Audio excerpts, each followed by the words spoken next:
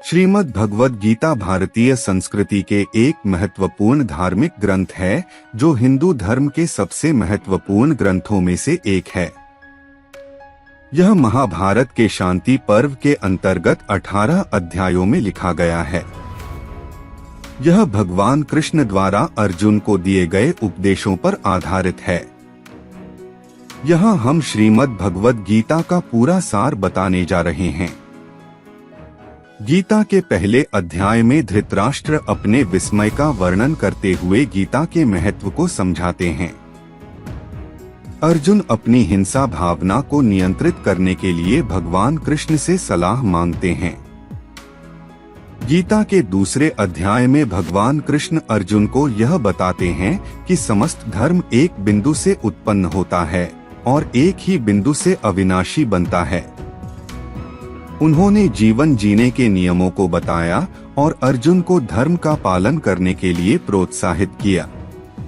गीता के तीसरे अध्याय में भगवान कृष्ण अर्जुन को उसकी कर्मों के फल के बारे में बताते हैं और उन्हें बताते हैं कि उन्हें कर्म करना चाहिए, लेकिन उन्हें उसके फल के लिए नहीं। उन्होंने भी यह बताया कि आदमी का जीवन अपने आप में ही धर्म है।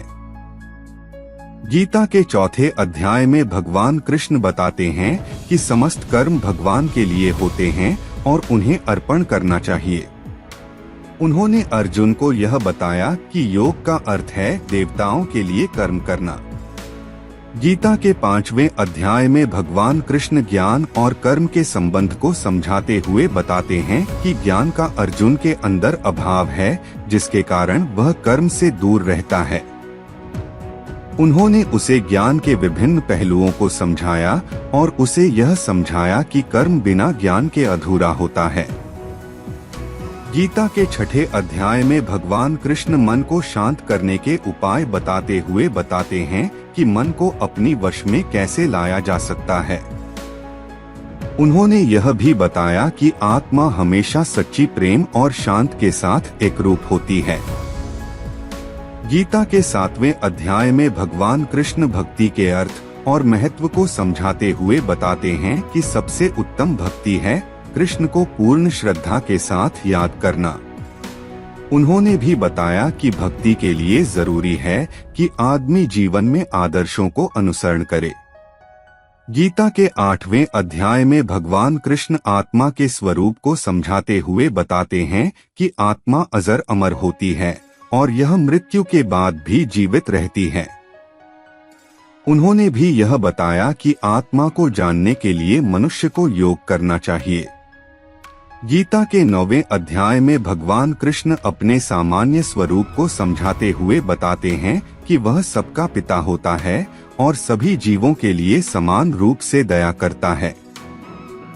उन्होंने भी यह बताया कि सभी जीवों को उसके प्रति निस्तेज भाव रखना चाहिए। गीता के 10वें अध्याय में भगवान कृष्ण उपासना के तरीके को समझाते हुए बताते हैं कि वह जो भी भक्त भगवान को श्रद्धा के साथ याद करता है वह उसकी उपासना करता है। भगवान के उपासना का मार्ग 3 प्रकार का होता है, सात्विक, राजसिक और तामसिक। भगवान उपासना के लिए सात्विक मार्ग को सबसे उत्तम बताते हुए कहते हैं। गीता के 11वें अध्याय में भगवान कृष्ण धर्म के महत्व को समझाते हुए बताते हैं कि धर्म का अर्थ है अपने कर्तव्यों का पालन करना। धर्म के अनुसार कर्म करने से लोग संसार में अधिक सुख प्राप्त कर सकते हैं। गीता के 12वें अध्याय में भगवान कृष्ण भक्ति के अर्थ और महत्व को समझाते हुए बताते हैं कि सबसे उत्तम भक्ति है कृष्ण को पूर्ण श्रद्धा के साथ याद करना। उन्होंने भी बताया कि भक्ति के लिए जरूरी है कि आदमी जीवन में आदर्शों को अनुसरण करे। गीता के 13वें अध्याय में भगवान कृष्ण भगवत धर्म का महत्व और अर्थ समझाते हुए बताते हैं कि भगवत धर्म का पालन करने से जीवन में सुख और शांति भगवत धर्म का पालन करने से जीवन में सुख और शांति मिलती है। भगवत धर्म के अनुसार भगवान का नाम जप करने, सत्संग में शामिल होने, वेद पुराण आदि को ध्यान से सुनने और वह ज्ञान का अनुसरण करने से जीवन में सुख और शांति मिलती है। गीता के 14वें अध्याय में भगवान कृष्ण आत्मा के अस्तित्व को समझाते हुए बताते हैं कि आत्मा अमर होती है। आत्मा का शरीर से अलग होता हुआ नाश नहीं होता। इसलिए आत्मा का ध्यान करने से जीवन में सुख और शांति मिलती है। गीता के 15वें अध्याय में भगवान कृष्ण त्याग के महत्व को समझाते हुए बताते हैं कि त्याग करने से मनुष्य मुक्ति प्राप्त कर सकता है। यह भी बताया जाता है कि त्याग करने से आत्मा का शुद्धिकरण होता है। गीता के 16वें अध्याय में भगवान कृष्ण समझ और बुद्धि के महत्व को समझाते हुए बताते हैं कि बुद्धि से ज्ञान प्राप्त कर सकते हैं। ज्ञान से मनुष्य आत्मा को जान सकता है और उससे जीवन में सुख और शांति मिलती है। गीता के 17वें अध्याय में भगवान कृष्ण श्रद्धा के महत्व को समझाते हुए बताते हैं कि श्रद्धा से मनुष्य भगवान के पास जा सकता है। श्रद्धा करने से मनुष्य आत्मा का शुद्धिकरण होता है और वह भगवान के दर्शन कर सकता है। गीता के 18वें अध्याय में भगवान कृष्ण मन की शांति को समझाते हुए बताते हैं कि मन को नियंत्रित करना बहुत महत्वपूर्ण है। मन को नियंत्रित करने से मनुष्य जीवन में सुख और शांति प्राप्त कर सकता है। गीता के 29वें अध्याय में भगवान कृष्ण आत्मा के महत्व को समझाते हुए बताते हैं कि आत्मा सदा विकास करती रहती है। आत्मा को विकास करने के लिए सद्गुरु की आवश्यकता होती है। सद्गुरु के द्वारा मनुष्य को आत्मा के बारे में ज्ञान प्राप्त होता है और वह अपनी आत्मा का विकास कर सकता है। गीता के अत्यंत 29वें अध्याय में भगवान कृष्ण भक्ति के महत्व को समझाते हुए बताते हैं कि भक्ति वह रास्ता है जो भगवान के पास ले जाता है। भक्ति करने से मनुष्य भगवान के पास जा सकता है और उसके समीप रह सकता है। भगवान का साधन बनने से मनुष्य को भगवान की कृपा प्राप्त होती है और उसे मोक्ष की प्राप्ति होती है। इस प्रकार गीता में अनेक धार्मिक, आध्यात्मिक, तात्विक और नैतिक तत्वों को समझाया गया है। गीता एक विस्तृत दर्शन है जो मनुष्य को जीवन के सभी पहलुओं से रूबरू कराता है। इसे पढ़कर मनुष्य अपने जीवन में सफल हो सकता है और अपने उद्देश्य को पूरा कर सकता है।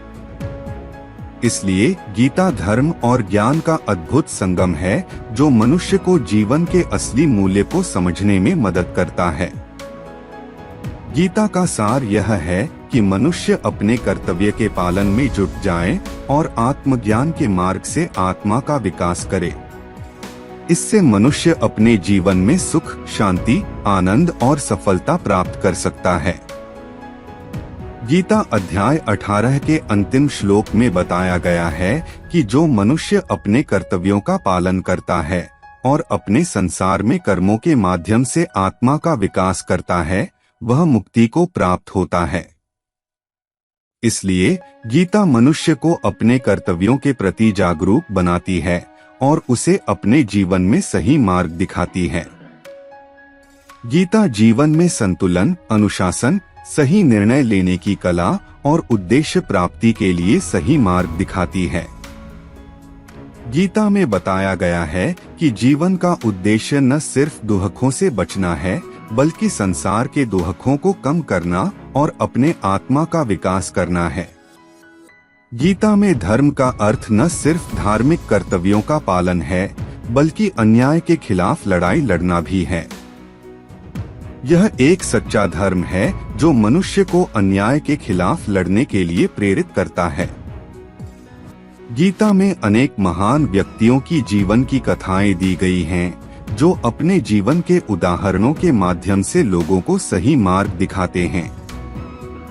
उनमें से कुछ उदाहरण हैं अर्जुन, भीष्म पितामह, द्रोणाचार्य, कर्ण और धृतराष्ट्र आदि।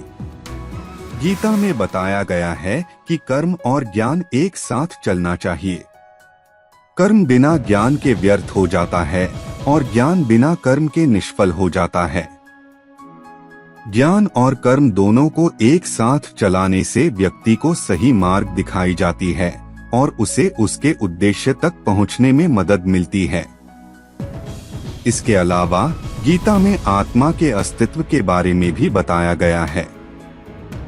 उसमें बताया गया है कि आत्मा अमर है और शरीर की मृत्यु के बाद भी आत्मा का अस्तित्व बना रहता है। गीता में उल्लिखित धर्म के अनुसार आत्मा जन्म मरण की चक्रवात से मुक्त हो सकता है और ईश्वर की अनंत आनंदमय स्वरूप में पहुंच सकता है। इस तरह से श्रीमद् भगवद गीता एक ऐसी धार्मिक ग्रंथ है जो मनुष्य को सही मार्ग दिखाता है और उसे उसके उद्देश्य के प्रति दृष्टता देता है। गीता में बताए गए सिद्धांतों और उनके अनुपालन से व्यक्ति एक सफल और खुशहाल जीवन जी सकता है। संक्षेप में श्रीमद् भगवद गीता धर्म, ज्ञान और कर्म के अनुसार एक व्यक्ति को सही मार्ग दिखाता है। इस ग्रंथ में भगवान कृष्ण ने अपने सांसारिक और आध्यात्मिक जीवन के अनुभवों के आधार पर अनेक सिद्धांतों को बताया है। इन सिद्धांतों का अनुपालन करने से व्यक्ति एक सफल और खुशहाल जीवन जी सकता है। गीता को अपने जीवन का मार्गदर्शन मानना चाहिए ताकि हम अपने जीवन में सफल बन सकें। इस ग्रंथ में बताए गए कुछ महत्वपूर्ण सिद्धांतों में से कुछ निम्नलिखित हैं। कर्मयोग। भगवान कृष्ण ने बताया है कि कर्म हमारे जीवन में बहुत महत्वपूर्ण होता है। हमें अपना कर्तव्य निरंतर करते रहना चाहिए और उसके फल की चिंता नहीं करनी चाहिए। ज्ञान योग। गीता में ज्ञान को एक अत्यंत महत्वपूर्ण उपलब्धि माना गया है। हमें समस्त जगत के सत्यों को जानना चाहिए और आत्मज्ञान का प्राप्त करना चाहिए। भक्ति योग। भक्ति एक अत्यंत महत्वपूर्ण साधन है जिसके द्वारा हम भगवान के साथ संबंध बना सकते हैं। भक्ति से हमें मुक्ति मिलती है। अहिंसा। गीता में अहिंसा को एक बहुत महत्वपूर्ण सिद्धांत माना गया है। हमें किसी भी जीव के प्रति दया और करुणा रखनी चाहिए। संयम। गीता में संयम को एक महत्वपूर्ण सिद्धांत माना गया है। हमें अपने विचारों, भावनाओं और कार्यों पर संयम बनाए रखना चाहिए। इन सिद्धांतों को अपनाकर मनुष्य अपने जीवन को सफल बना सकता है और अपनी आत्मा को उन्नत कर सकता है। गीता उन सभी लोगों के लिए उपयोगी है जो ज्ञान की खोज में हैं और जीवन को अधिक उच्चतम महत्व देना चाहते हैं। इस ग्रंथ के माध्यम से हम सभी अपनी जीवन दृष्टि को बदल सकते हैं और समस्त मानव जाति के लिए एक बेहतर विश्व का निर्माण कर सकते हैं।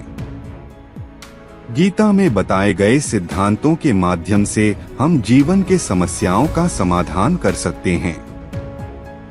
इस ग्रंथ में बताए गए कर्म योग, भक्ति योग और ज्ञान योग के माध्यम से हम अपने मन को शुद्ध कर सकते हैं और अपनी आत्मा को उन्नत कर सकते हैं।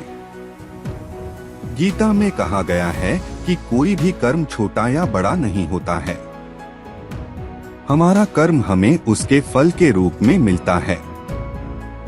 गीता में बताए गए कर्म योग के माध्यम से हम अपने कर्मों को समझ सकते हैं और उन्हें सही तरीके से कर सकते हैं। भक्ति योग के माध्यम से हम ईश्वर के प्रति भक्ति और श्रद्धा विकसित कर सकते हैं। गीता में बताए गए ज्ञान योग के माध्यम से हम अपने मन को शांत कर सकते हैं और उसे अपनी इच्छानुसार काम करने की अनुमति दे सकते हैं। गीता में बताए गए अनेक सिद्धांत हमें अपनी जिंदगी में सफल बनाने की सलाह देते हैं। इसमें कहा गया है कि अपने कर्मों से फल की उम्मीद न करें, धर्म के अनुसार कर्म करें और फल को ईश्वर के हाथ में छोड़ दें। इसके अलावा गीता में अधिक से अधिक समय व धन का समय निर्धारण करने की सलाह दी गई है। इससे हम जीवन को संतुलित रख सकते हैं और अपने लक्ष्यों की प्राप्ति के लिए उचित समय व्यवस्था कर सकते हैं। गीता में अधिक से अधिक ज्ञान प्राप्त करने के लिए अपने गुरु के प्रति श्रद्धा व आदर विकसित करने की सलाह भी दी गई है। गीता में बताए गए सिद्धांतों का पालन करने से हम एक उज्ज्वल, सफल और संतुलित जीवन जी सकते हैं।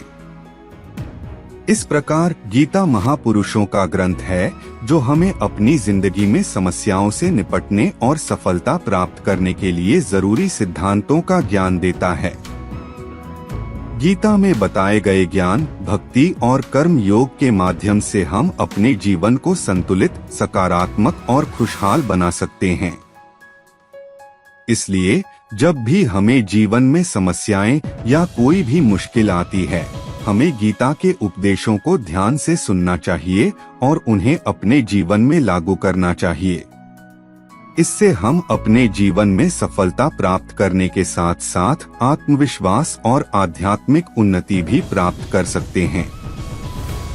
अंततः गीता हमें एक आध्यात्मिक राह दर्शाती है जिससे हम अपने जीवन के उद्देश्य को समझ सकते हैं और उसे प्राप्त करने के लिए जरूरी सिद्धांतों को जान सकते हैं। इसलिए हमें गीता के उपदेशों का आध्यात्मिक उत्साह और समझने की क्षमता रखनी चाहिए ताकि हम अपने जीवन को सफल बनाने में समर्थ हो सकें।